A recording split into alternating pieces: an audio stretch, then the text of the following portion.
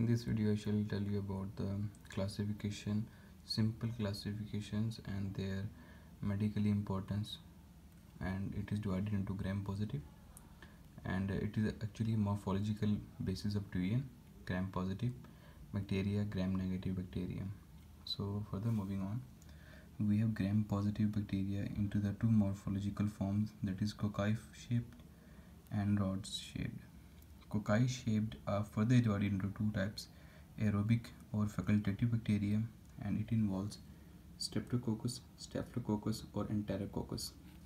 As this and coccus tells us about that it is a cocci, and strepto means that it occurs in a chain, and staphylo means that it occurs in a grapes like form. And further we are moving on, we have anaerobic bacteria, that is peptostreptococcus.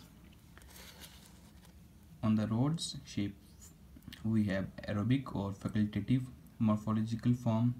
It involves following 5 divisions or 5 examples said so: Corynebacterium, Lactobacillus, Nocardia, Listeria and Bacillus. And Corynebacterium, Lactobacillus, Listeria and Bacillus are medically important. Anaerobic bacteria involves rod-shaped anaerobic bacteria involves Clostridium, that is important, and actinomycetes, that is not a pathogenic importance having bacteria. And Clostridium is the bacteria that causes the Clostridium tetani, that is also a tetanus, and and it is a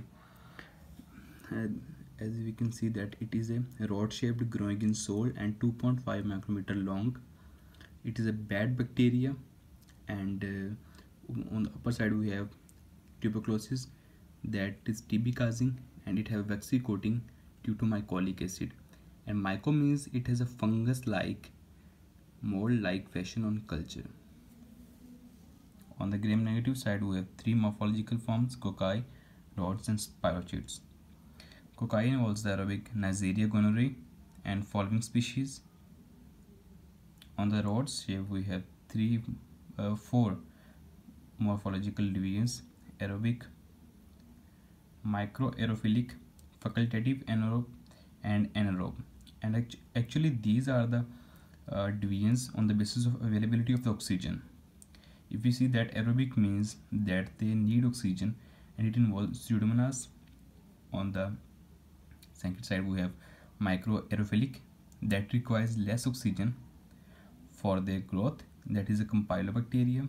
Facultative bacteria anaerobe may require oxygen or may not require oxygen.